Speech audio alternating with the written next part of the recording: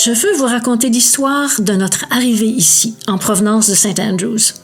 Nous sommes descendus du bateau, un bateau à vapeur, voyez-vous, le vapeur St. Andrews, dans sa 7e année d'utilisation. Ce serait en 1834, il y a 36 ans.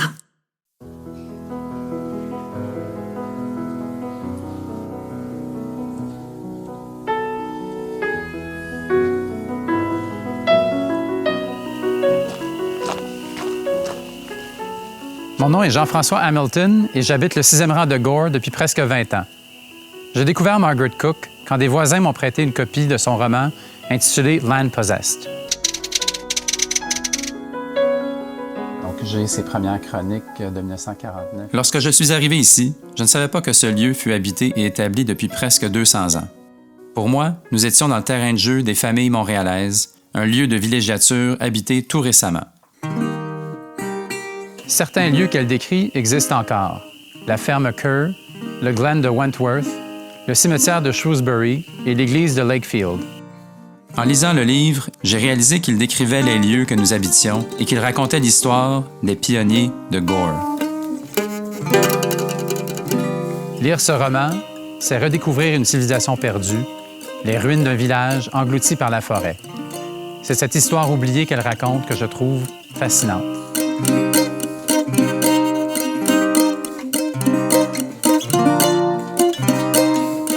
Lorsque j'ai relu le roman une dizaine d'années plus tard, je me suis retrouvé plongé dans ce récit des premiers habitants du canton et j'étais curieux de savoir s'il restait encore des traces ou des vestiges de leur présence.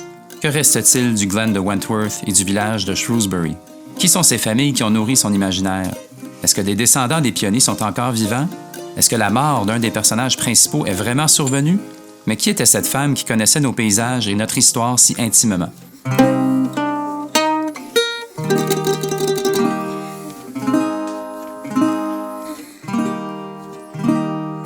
Elle décrit ses rencontres avec les gens de Gore, la famille Kerr, le voisinage, elle parle des oiseaux, beaucoup de descriptions assez détaillées de la nature des lieux, le lac Baron qui s'appelait le Long Lake. Son mari était mycologue, donc s'intéressait beaucoup aux champignons. Des pommes, elle en faisait des tartes ou des confitures, des conserves. Intrigué et voulant retracer ses pas, je suis allé visiter les lieux qu'elle a fréquentés et je suis parti à la recherche de réponses.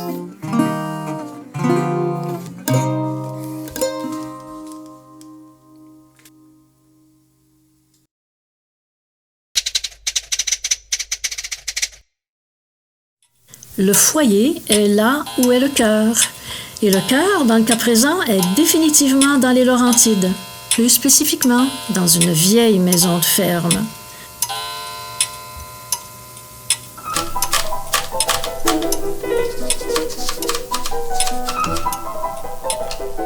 Nous en avons pris possession en 1943 et nous nous sentons toujours comme des intrus, surtout lorsque nos yeux tombent sur les marques de la hache des pionniers sur les poutres de la cuisine.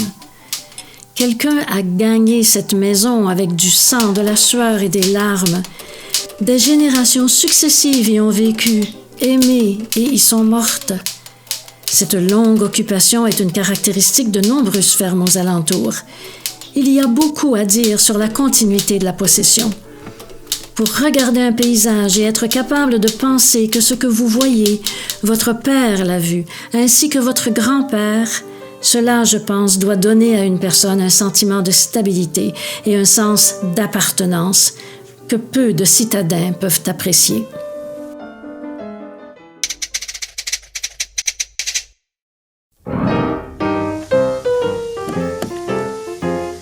Shrewsbury, ce village qui est au cœur du roman de Margaret Cook, a complètement disparu, englouti par la forêt de Gore. L'église St. John's était encore debout avant qu'elle ne brûle en 2014. Il y avait ici une loge orangiste, un forgeron et une école. Tout ce qu'il en reste est le cimetière.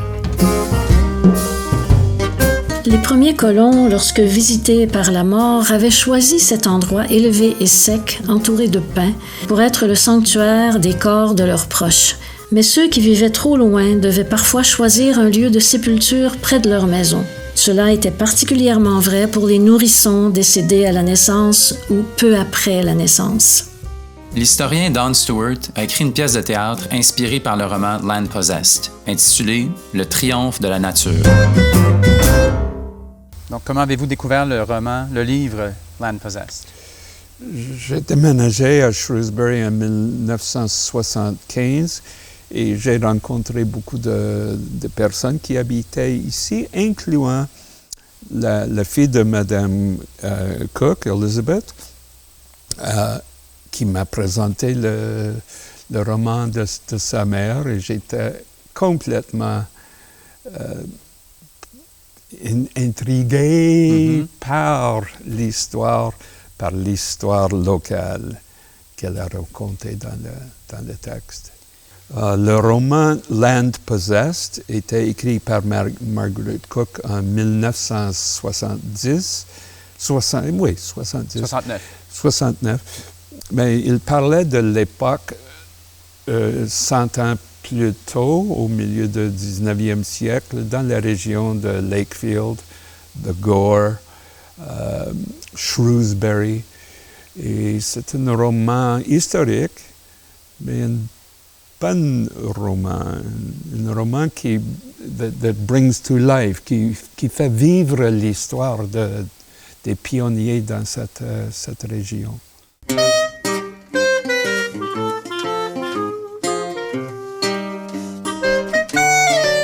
La mienne est une autre sorte d'histoire, commença Connor.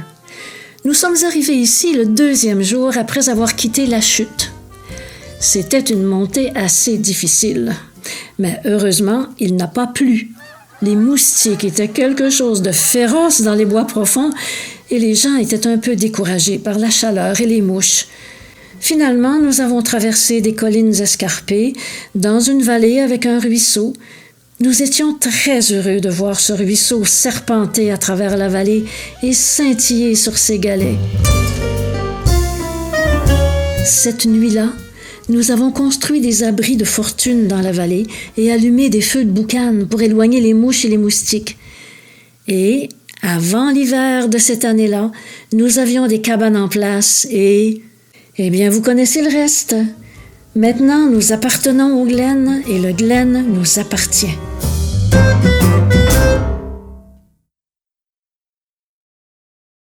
I was moved to write this tale in the hope that the people who came into the wilderness that was Shrewsbury in the 1830s should be a little remembered. It's historical fiction, and it's good historical fiction. Où est-ce qu'on est présentement? Où est-ce qu'on est situé? On est ici dans le cimetière de Shrewsbury, à côté de l'ancienne église anglicaine St. John's. Se trouve dans le canton de Gore, la municipalité de Gore, au nord de la Chute. Une région qui était habitée pour la première fois en 1825-1830, qui était une communauté importante pendant quelques décennies, mais après ça, tout le monde sont partis parce que la terre n'est pas assez bonne vraiment pour l'agriculture. Et la population a continué à descendre jusqu'à récemment.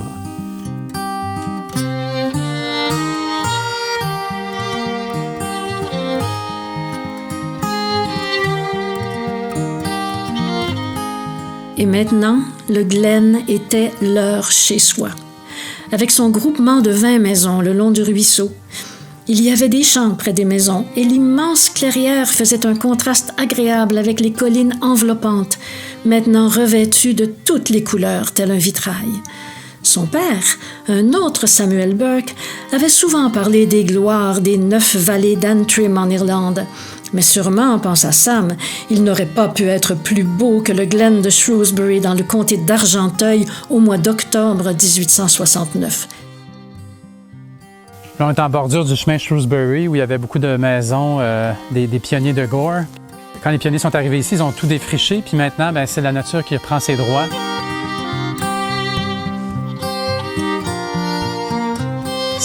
Donc ça, c'est la fondation de la loge orangiste de Shrewsbury, qui est pas loin du chemin principal du chemin Shrewsbury, en face du cimetière.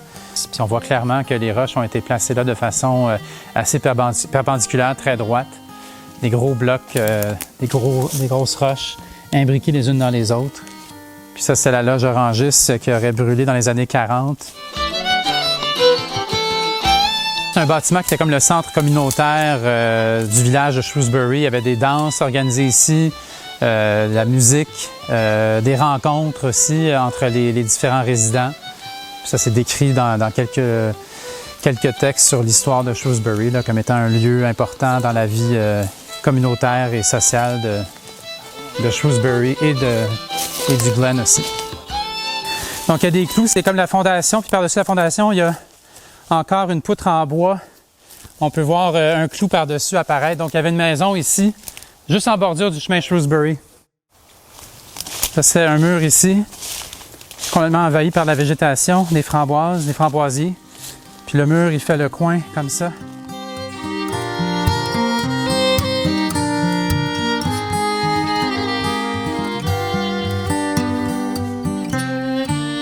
Comme celle-ci et les fermes voisines restent non cultivées, la terre redevient rapidement forêt.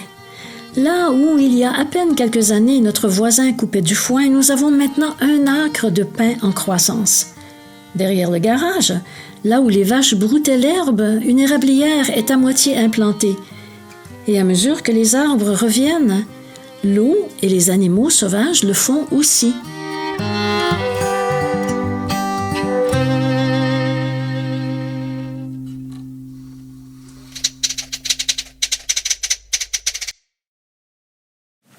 Là, on est dans le 6e rang de Gore, puis on s'en va sur une propriété qui s'appelle Scotlands. Puis c'est une des plus vieilles maisons de pionniers de Gore qui tient encore debout. On va la voir bientôt là, apparaître. Là. Ici, il y avait des champs avant. Tout ça, c'était défriché. Puis là, d'ici, on peut voir la maison un peu là, qui apparaît à travers les arbres. On va aller voir ça. Donc, on est devant la ferme de la famille Scott, qui, d'après, selon certains résidents de longue date de Gore, ça serait une maison qui aurait été construite dans les années 1820, 1830 ou plus tard. Donc, c'est une des plus vieilles maisons encore debout à Gore, une maison de pionniers. On peut voir ici, j'ai des photos d'archives où est-ce qu'on voit la maison dans les années 1920. Il y avait des champs ici, c'était tout défriché, des clôtures de cèdre, un grand jardin, des arbres fruitiers, puis même en arrière, là où est-ce qu'il y a la forêt, c'était des champs. Puis j'ai une autre photo ici où est-ce qu'on voit des gens, un membre de la famille Scott avec Austin Kyle à gauche qui coupe du bois l'hiver devant la maison. Donc on voit la machine, c'est une scie ou un moulin à scie ou un moulin à fendre du bois, une fendeuse. Donc c'est la même maison dans les années 1920-1930. Là, on s'approche de la maison par le bas-côté. On voit qu'il y a des très vieilles pierres qui ont été... Finalement, notre été s'est fabuleusement terminé sur l'autorisation de visiter ce que je pense être la plus ancienne maison du district. Elle appartient maintenant à Madame Smith, qui dit que, sauf une autre, c'est la maison la mieux aimée du voisinage. Elle veut dire par là que Sonny Acres est en première place, mais j'en doute. Après tout, je ne suis qu'une intruse dans la maison ici. Mais les ancêtres de Madame Smith ont construit et habité sa maison. Elle est vieille de 130 ans et depuis sa construction, à l'exception d'un intervalle de 13 ans, quelqu'un des Scott ou des Rogers y a vécu. Comme elle a reçu de bons soins, la maison ne paraît pas son âge.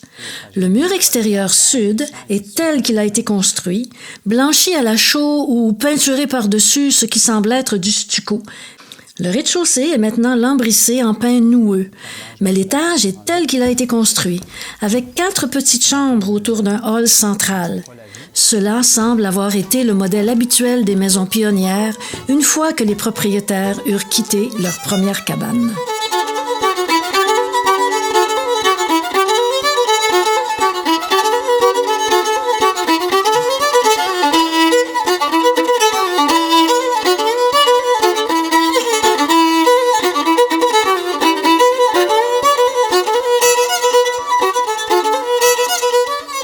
En parlant de la forêt comme s'il s'agissait d'un étranger, nous commençons à comprendre la haine et la peur qu'ont les habitants de la campagne pour les arbres.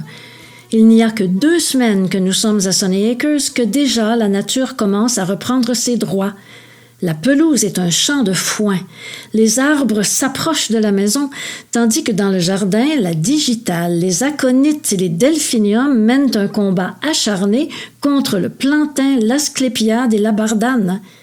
La nature semble être notre ennemie, toujours à l'affût de notre manque de vigilance.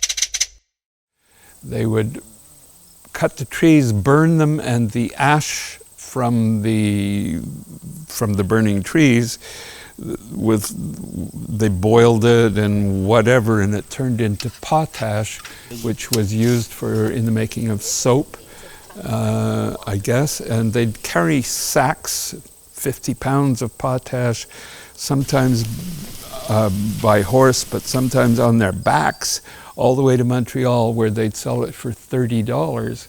And that was one of the few sources of actual cash for the pioneers. And I'm sure the pioneers here lived that same thing.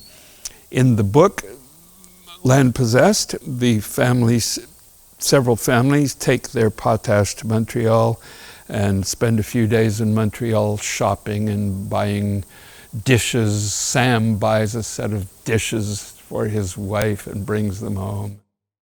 Entre 1860 et 1940, à Gore, dans le canton, il y avait entre 4 et 5 écoles de rang, dont celle-ci. Il y avait la Lagan Schoolhouse, qui était située de l'autre côté, au côté est du lac Baron. Puis ici, du côté ouest, il y avait l'école numéro 1. Il y avait une école à Shrewsbury, puis il y avait aussi une école où est situé présentement l'hôtel de ville de Gore. My 2 brothers and my sister, we walked to school, and that, like I said, the 5 miles from there to North Gore School, back and forth, eh? Where was the North Gore School you were going to? Okay, like you go up the 329, and when you get right to almost to the top of the hill, there's a road. You know where Kerr's old farm is? Kerr's Farm, yeah. Before that. Okay. And then down below that, there's a little lake, an artificial lake. Well, the old school was right there, yeah. Okay. Yeah. How many students were in the school? There was around 12, 13, around there, 12 or 13 of us, yeah. Chaque élève payait 1 shilling par mois au directeur, Sam Burke, qui, de ce montant, donnait 1 livre et quart au maître d'école pour autant de mois qu'il était en mesure de garder l'école ouverte. Habituellement, cette école restait ouverte d'octobre à la fin décembre et pendant les mois d'avril, mai et juin. Parfois, la neige était trop profonde et le froid trop intense en décembre, et parfois on avait besoin des garçons sur la terre au printemps, mais on visait 6 mois. Most pioneers in this area had mixed farms. There'd be a few cows, never substantial numbers.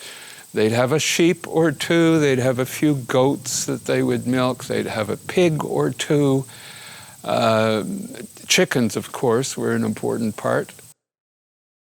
There were literally hundreds of pioneers here who each took up their 100 acres or 200 acres, tried to cut all the trees and turn it into farmland. But of course, the land was so rocky and so poor, the soil was so thin que c'était vraiment impossible de gagner une vie. Et pour cette raison, la plupart des résidents ont parti, une par une.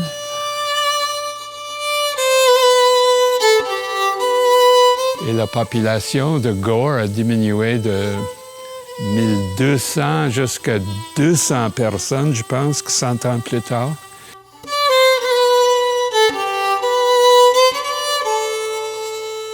Une place pour les enfants jouer. There are little cemeteries, little private cemeteries like this scattered throughout this pioneer region, of course. It is quite amazing to look back and realize that this was a much bigger community 150 years ago than it is now.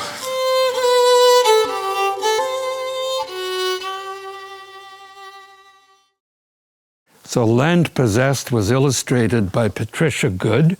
She was a neighbor of Margaret Cook's in Shrewsbury, part of a family, pioneer family that had been there for many years.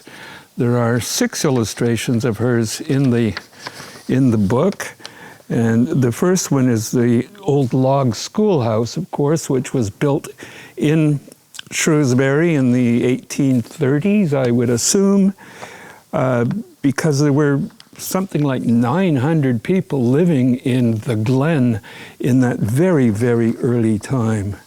La toile que j'avais achetée d'elle en 1977 parle de Nature's Victory, le fait que les arbres ont recommencé, que la nature est vraiment le gagnant dans la bataille entre les humains qui voulaient convertir les forêts en terre agricole, et la nature et les arbres ont gagné. Mm-hmm. Et dans la toile, on voit une vieille grange en train de s'effondrer.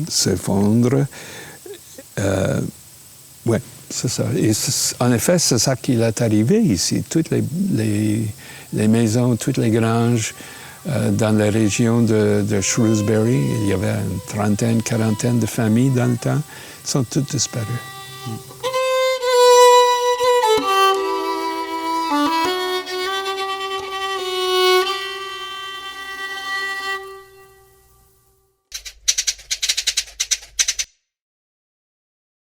Les gens ici ne peuvent même pas payer de frais scolaires. 50 ans depuis la parution du roman de Margaret Cook, les Sentiers de Gore organisent une lecture dramatique de la pièce de théâtre de Don Stewart qui sera jouée dans l'église Holy Trinity de Lakefield. Cette pièce fut inspirée par le roman Land Possessed. Mariage! Monsieur Herman, qui a parlé de mariage? Pourquoi avez-vous choisi ce titre pour votre pièce de théâtre, Le triomphe de la nature, Nature's Victory? Ben, le titre, certainement, c'est bien de la toile de Patricia Good.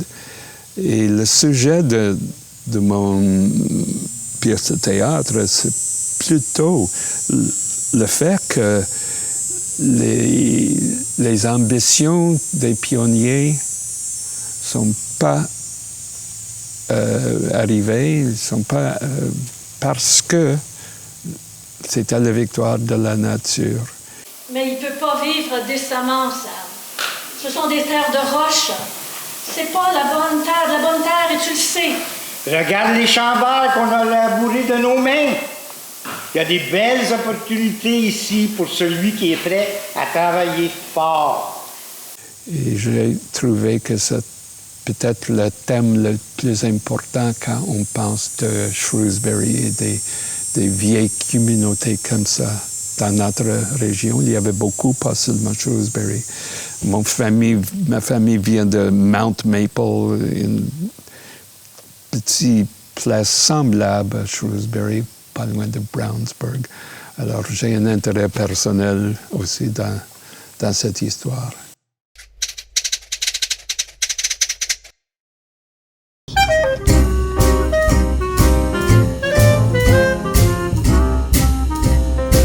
Iva Margaret Fern Neal est née à Sheffington, dans les cantons de l'Est, le 25 mai 1897. Elle avait les cheveux roux et les yeux verts. Ses grands-parents, loyalistes, furent des exilés du Massachusetts. Sa mère, Elzina Bull, était une Quaker et son père s'appelait Henry Neal.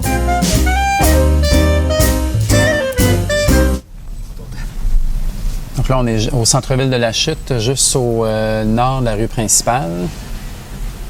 Puis on passe devant l'ancienne Académie de La Chute, le La Chute High School, où Margaret Cook, de son nom, à l'époque c'était Iva Neal, elle a enseigné dans les années 1918 à 1922 environ.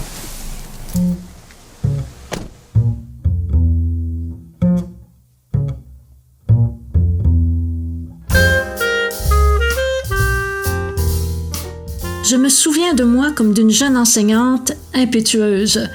Enseigner a toujours été fascinant et amusant, même si parfois exaspérant. Le meilleur de tout, c'est d'y avoir fait des amis fidèles. Certains de nos amis les plus chers sont les élèves des années passées.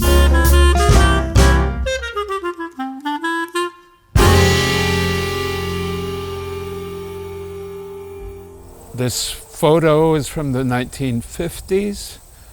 I was here in the late 70s having dinner with Elizabeth Cook, the daughter of Margaret Cook and her family. En janvier 1943, elle achète la ferme Sunny Acres, dans le 6e rang de Gore, incluant une centaine d'acres, pour 1 200 $. Il s'agit d'une ancienne ferme de pionniers, construite vers le milieu des années 1800. Because this is an original building probably from the 1840s, 1850s.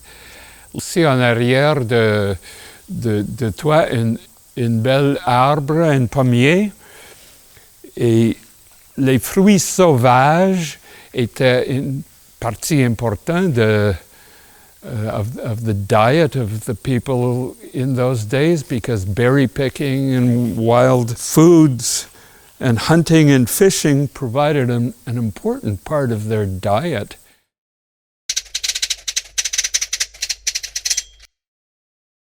En 1949, elle commence à rédiger des chroniques mensuelles pour le Lachute Watchman, intitulées « Chroniques de Sunny Acres l'été » et « Exil de Sunny Acres l'hiver ».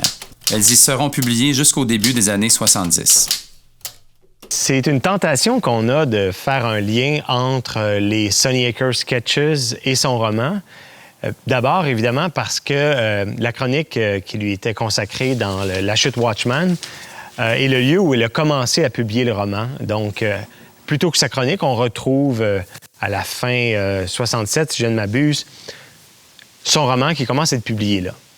Et ce qui est intéressant, c'est que le titre de ces chroniques, Sunny Acres Sketches, donc on pourrait dire ses croquis, ses esquisses, on peut les voir aussi comme l'occasion pour le peintre de se faire la main dans l'écriture. Et on le remarque, je trouve, le parallèle entre ses chroniques et son roman, dans le style d'abord. Elle a un style qui est très élégant, qui en même temps, sans avoir de familiarité, une certaine aisance dans la manière d'énoncer les choses. Donc, elle se permet beaucoup de subjectivité. Et aussi, elle aime beaucoup le style classique. On sait que c'est une amatrice de Shakespeare.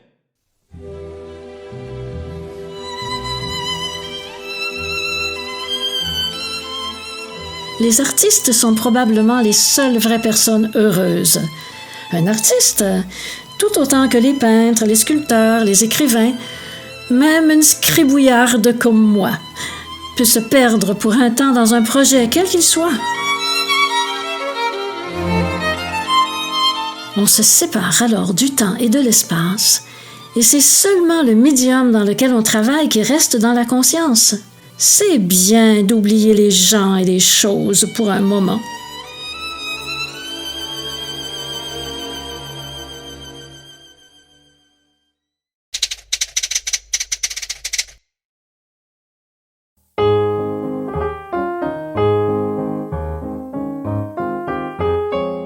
De l'autre côté du lac, les chalets d'été sont encore fermés et calmes. Aucun bateau à moteur bruyant ne perturbe le niveau bleu de l'eau. Encore une fois, je me souviens de Wordsworth et de sa théorie de Dieu dans la nature. Quel que soit l'esprit à l'œuvre ici, ce n'est certainement pas celui de l'homme.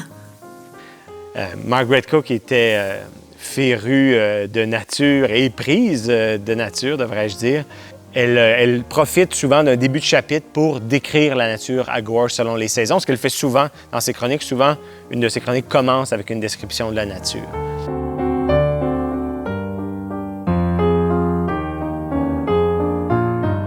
Après le déjeuner, Betty a annoncé « Je vais aller à la chasse aux grenouilles ». Nous avons donc accompagné les deux enfants à Long Lake, en sachant bien qu'aucune grenouille ne serait trouvée dans cette eau glacée, mais nous étions impatients de voir le ruisseau. Il s'agit de la décharge de notre propre petit lac. Il serpente discrètement le long des pâturages jusqu'à ce qu'il atteigne la route. Puis commence une série de sauts vers Long Lake. Nous nous sommes assis quelque temps au pied de l'un d'eux, observant le joyeux saut de l'eau par-dessus les rochers, sa chute dans une masse d'écume et dans le bassin tranquille en contrebas. Jane soupira. Oh, pour une canne à pêche! Et les petites filles sautaient de rocher en rocher avec des hurlements d'excitation. Mais j'étais contente de laisser le chaud soleil me pénétrer, d'écouter l'eau et de sentir les odeurs mêlées du printemps.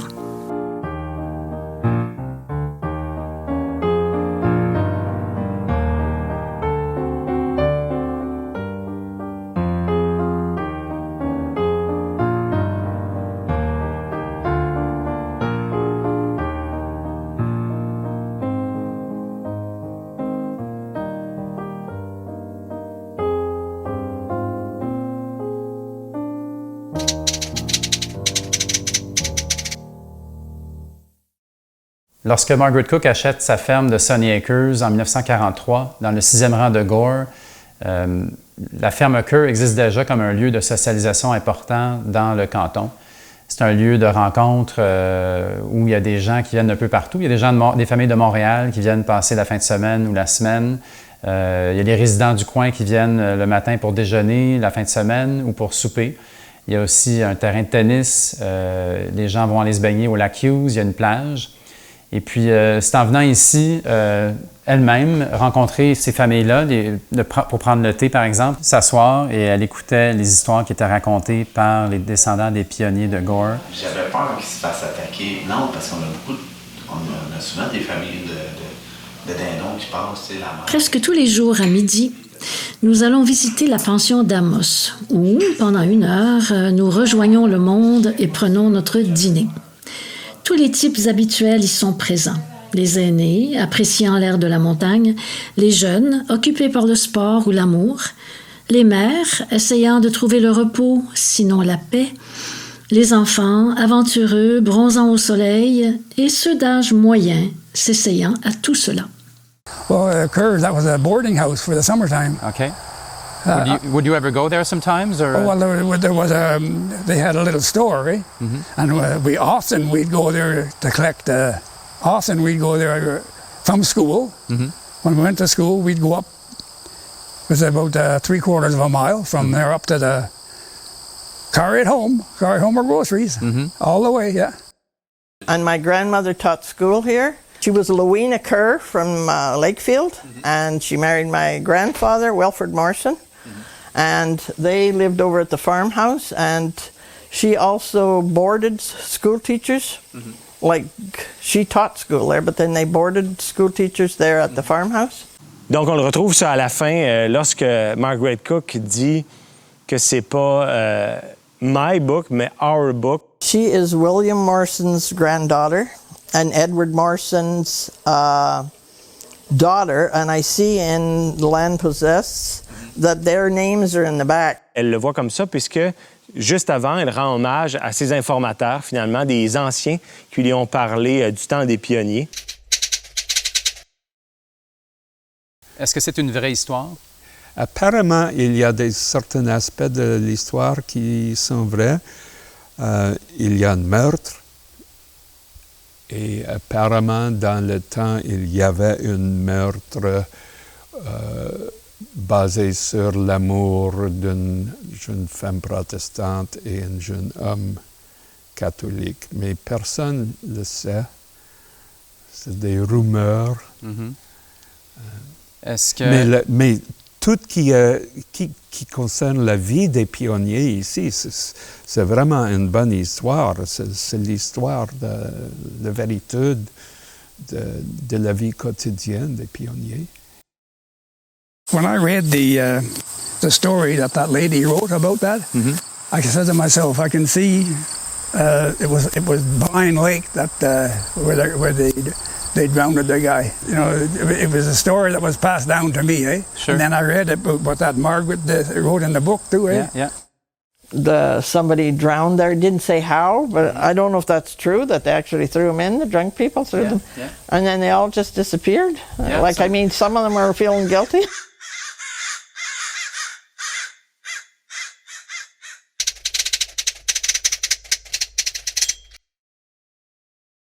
Qui sont les personnages dans le roman? La personne la plus importante, c'est une jeune fille, Nora Burke, qui a 16 ans, une famille protestante et irlandaise.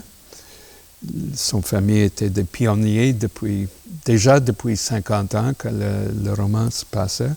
Et elle est tombée en amour avec un garçon, Denny O'Neill. Un jour où Nora était à 1 mille de la maison, ramassant des noix, Dennis O'Neill, le bel inconnu qu'elle et sa mère avaient pris pour un ours, émergea des broussailles sans avertissement et se tint devant elle, le soleil brillant sur ses cheveux de la couleur des blés. « Ah, nous nous rencontrons encore, Miss Burke !» s'exclama-t-il, feignant bien sa surprise.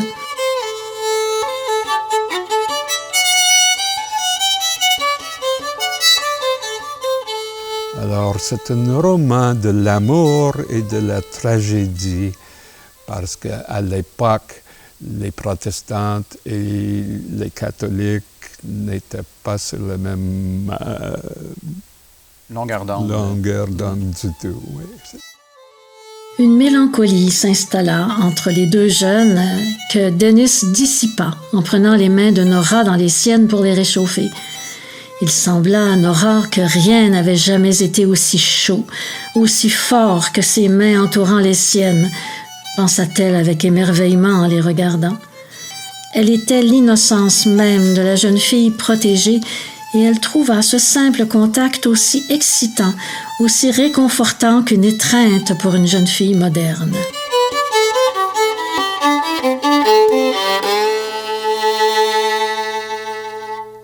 Donc, l'histoire d'amour, oui, a une fonction narrative, mais je crois aussi qu'elle sert à illustrer un autre aspect du roman de mœurs, c'est celui du conflit religieux qui existe à cette époque-là, à l'époque des pionniers. Dis ce qu'elle t'a dit, ma fille. Faites que ce soit pas Dennis. C'est probablement une folie de jeunesse, puis peut-être l'idée la plus inimaginable pour vous. Il en demeure pas moins que votre fille Nora s'est fait conquérir par un Canadien français. Quoi? Vous êtes fou! Elle n'a rien à faire avec un catholique. M. Kirby, laissez-la s'expliquer.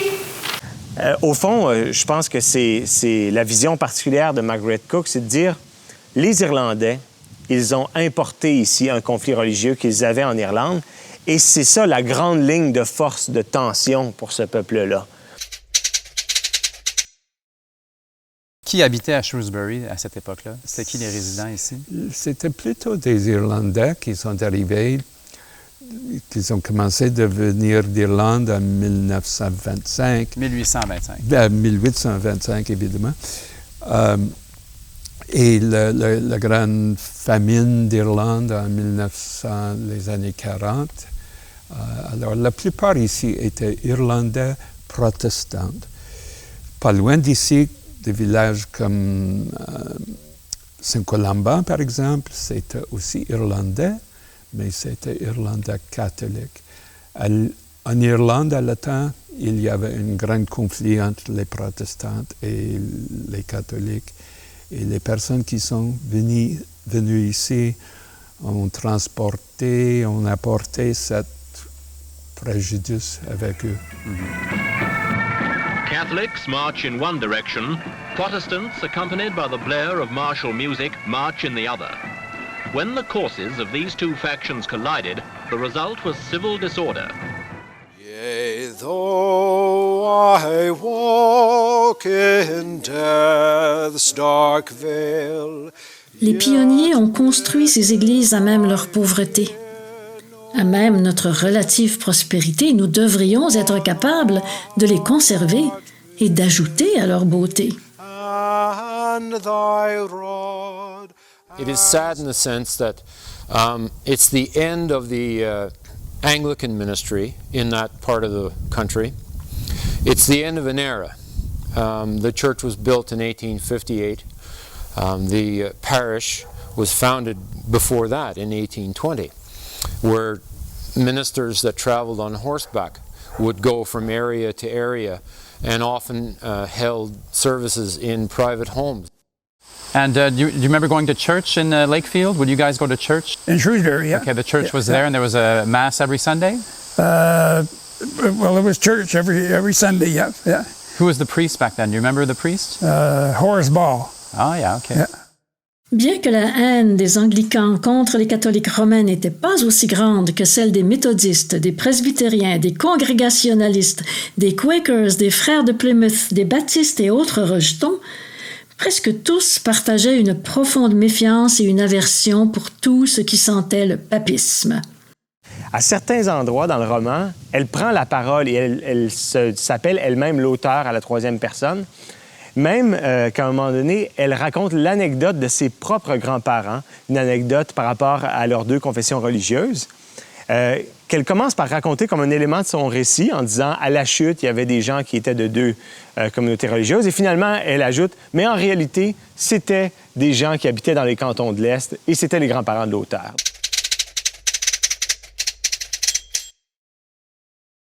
Viens-t'en, Arthur, on a assez de problèmes de même. Faites-vous ça parce que je suis Canadien-Français? Pas de raison de donner vraiment, hein? Écoute, promets que tu ne la reverras pas, puis on va te laisser partir. Je peux pas mentir, les gars, je m'en vais la marier. La marier? Ah oui. Ben là, ça va faire. Arthur, arrête, on s'en va. Et puis le lieu de la noyade dans le roman, c'est le lac Anne. Puis le lac Anne, si on regarde la carte de Gore ici, ça se trouve à être dans le coin nord-ouest du canton de Gore. Ici, on le voit comme le nom, c'est le lac Bellefeuille, mais maintenant, ce lac-là, bon, ça s'appelle le lac Anne. Et puis, fait intéressant à noter, le lac Anne, si on regarde ici sur la carte de lotissement du canton de Gore, qui date de 1866, le lot nord-ouest, là, dans le 6e rang de Gore, le premier lot à gauche qu'on voit ici, eh bien, le nom du propriétaire, c'est Louis Vigé. Puis Louis Vigé, ben ça, c'est le seul nom francophone de tous les propriétaires de l'eau du canton de Gore.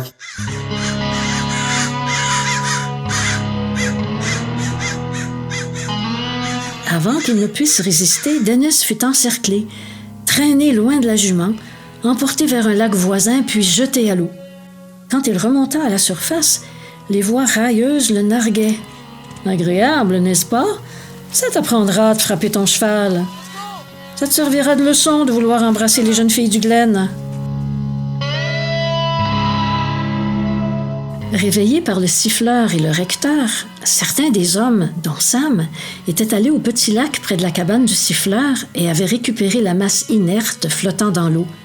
Sam frissonna au souvenir de cette dignité froide et figée, avec les cheveux blonds devenus sombres et ruisselants sur le front haut et blanc.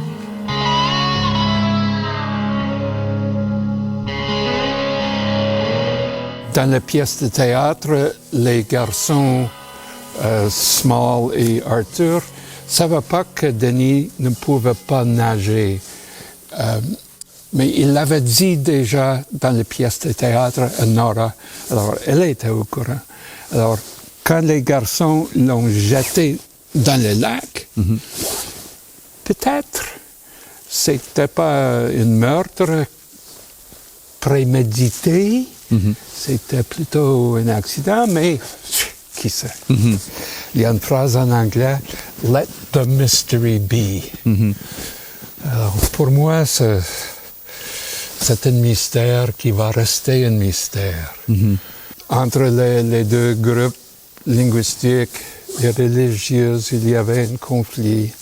C'est bien certain, depuis 1837, la Grande Révolution, les hommes de Gore étaient dans à Saint-Scolastique, Saint-Benoît.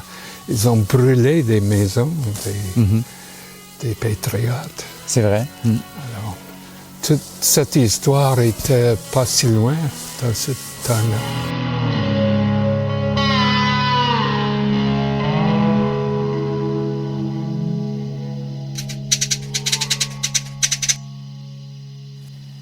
On retrouve beaucoup de différences entre le roman et la pièce de théâtre de Don Stewart. Son propos nous emmène, dès le début de la pièce, à voir que c'est la chronique d'une mort annoncée, la vie dans Glen ici. La vie est difficile. On arrive à vivre à peine en faisant de la potasse parce que la terre donne peu de choses. Son personnage de Sam, maire de la ville, est découragé. Il voit que les gens, ils s'en vont. Dans le roman Land Pop Cess, il n'y en est presque pas question de ça.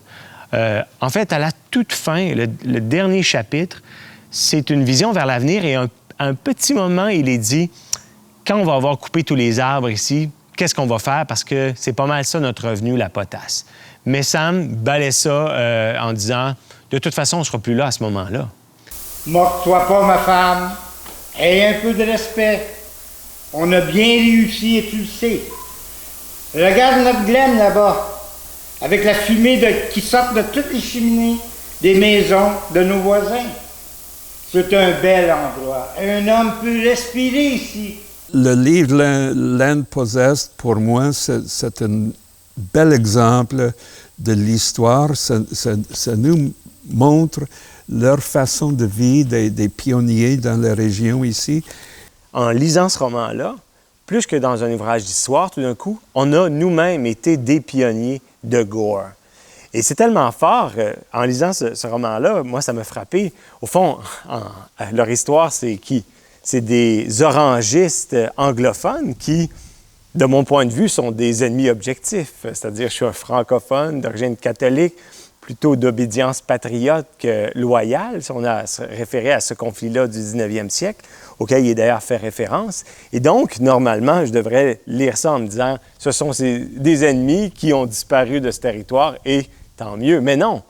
En fait, en étant dans leur peau, tout d'un coup, je partage toute leur vie. Et je comprends leur point de vue, je l'adopte. Puis, ça me permet moi-même d'habiter Gore en tant que successeur de ces pionniers-là, m'inscrire dans leur lignée. Donc, c'est ça, à mon sens, est la grande force du roman, beaucoup plus que d'avoir fait un ouvrage d'histoire. Il y a la nature humaine. Je pense que l'amour fait un triomphe contre le conflit entre les langues et les religions. Mais aussi, c'est évident que les forêts sont repoussées et que toute cette région, la terre n'est plus agricole.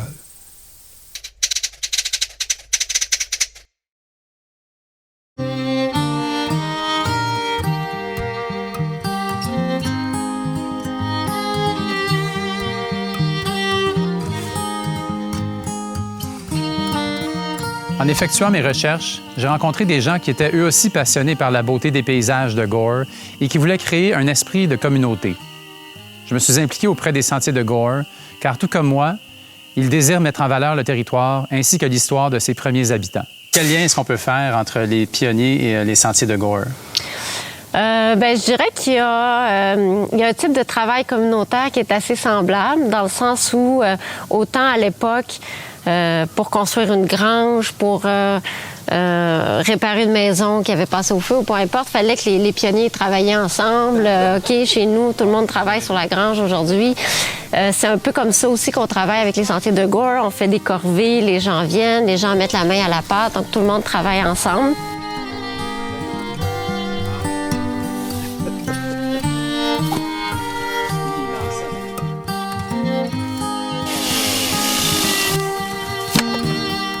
Le sentier où on est ici, ça s'appelle le Sentier des Pionniers. Donc, c'est le premier sentier qui a été développé. Donc, c'est un territoire c'est des terrains qui appartiennent à la municipalité. Et ce sentier-là, qui est magnifique, il y a une longue passerelle là, qui permet de traverser un milieu humide. Il y a aussi, encore une fois, Elisabeth, qui est non seulement notre ingénieure, mais qui est aussi une artiste qui fait des sculptures, ce qui permet de faire des découvertes quand on circule ici. Les Sentiers de Gore, dans sa mission, c'est aussi donner l'objectif d'organiser des activités historiques, des activités culturelles, des activités environnementales ou sur la nature. C'est de permettre aux gens de connaître la forêt, les choses qui les entourent, les oiseaux, les champignons, pour vraiment pouvoir habiter le territoire, s'y sentir bien. C'est de permettre aux gens d'avoir un sentiment d'appartenance, de fierté par rapport à l'endroit qu'ils habitent, donc dans le cas ici, là, la municipalité de Gore.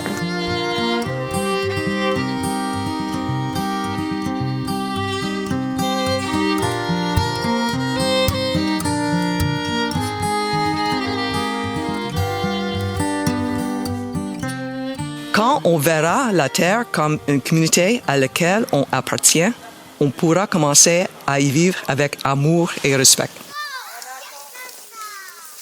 One thing I would love at minimum that every citizen in Gore would be able to walk or live or domicile within a kilometer to a trail, and that the nature corridor and trail connectivity would be actually an infrastructure connecting all corners and in between of Gore.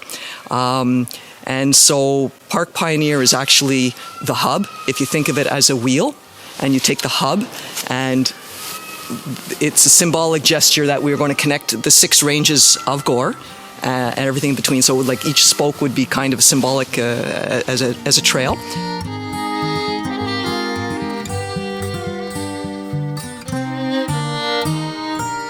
We are making a connection.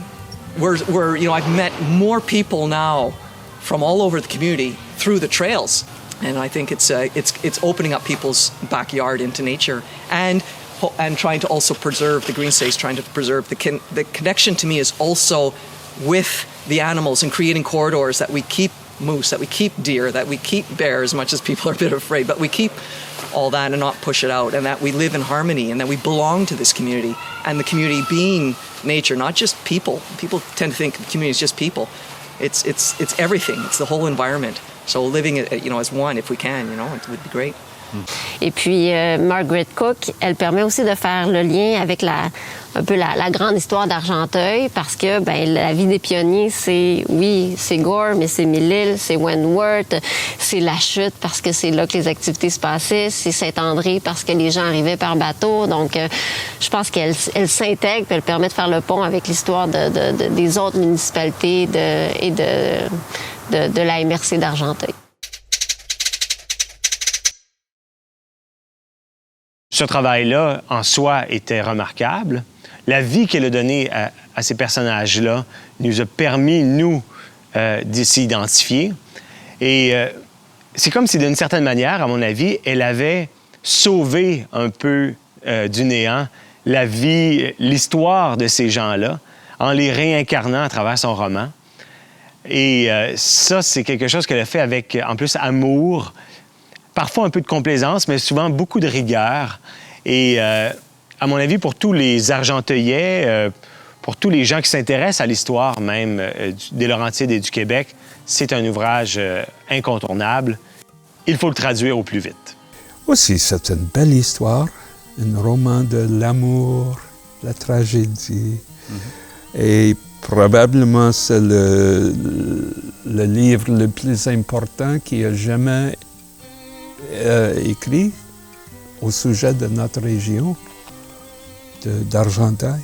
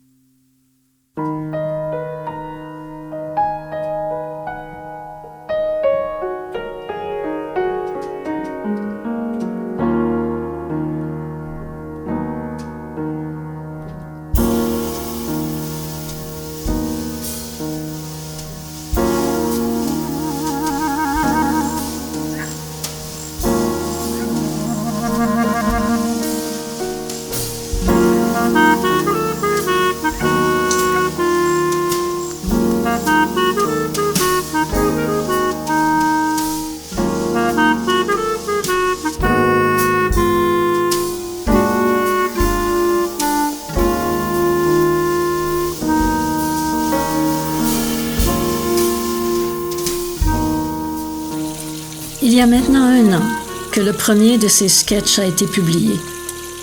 Nous espérons que le public a aimé les lire, autant que l'auteur a aimé les composer. De temps en temps, nous entendons des critiques, certaines bonnes, d'autres mauvaises, mais au moins elle prouve que la chronique est lue.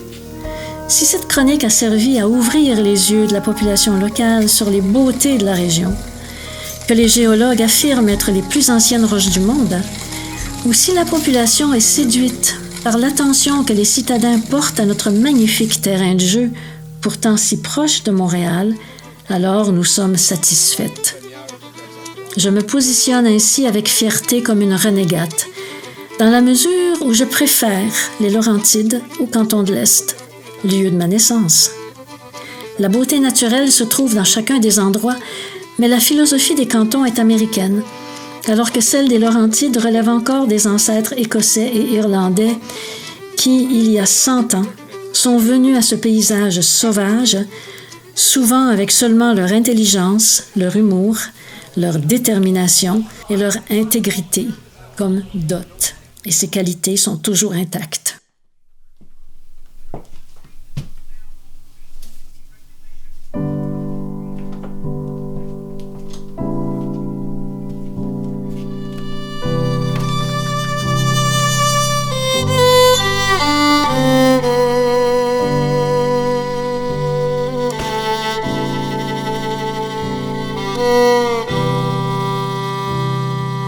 L'auteur a été malade, mais tout cela est heureusement passé.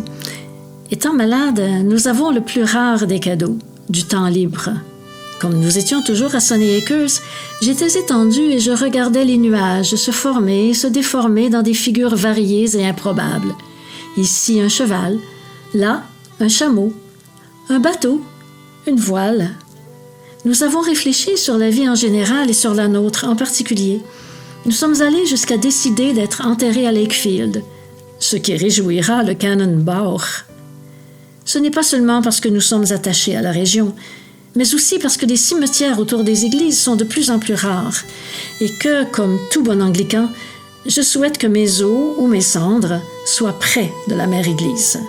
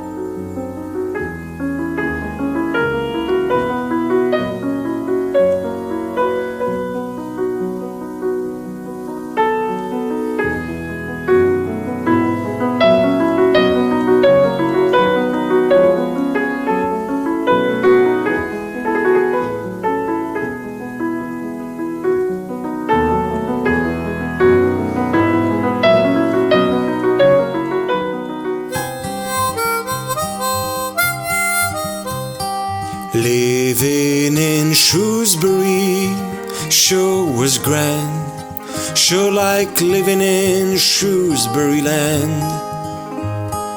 Drank lots of brew and cut the big pines. Living in Shrewsbury sure was fine.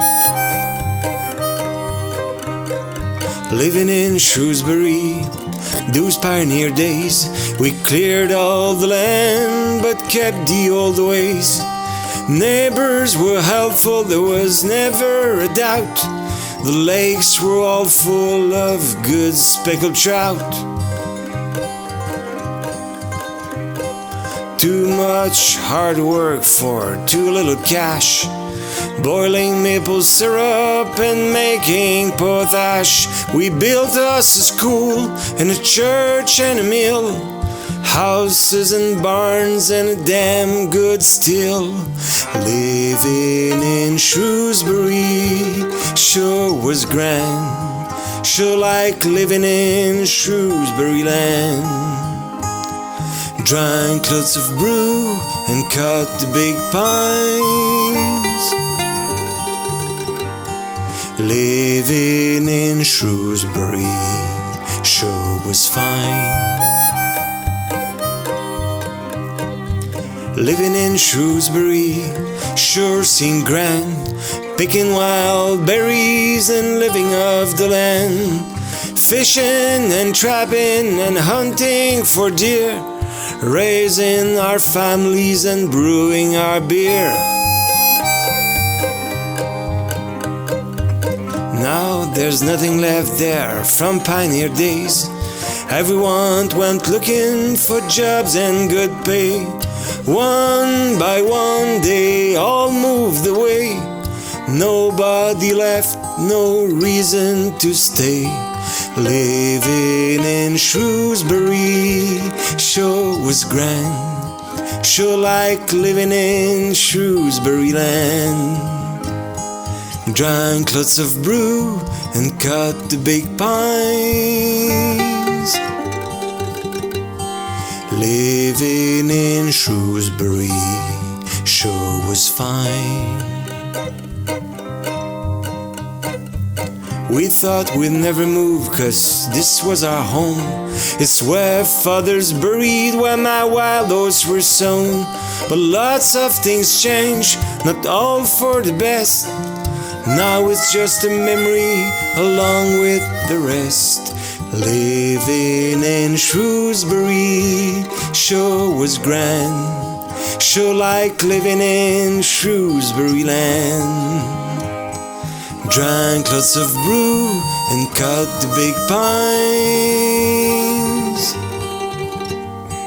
Living in Shrewsbury sure was fine.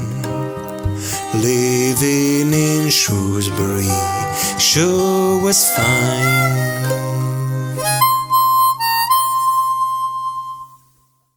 Donc, c'est un roman super intéressant. Oui.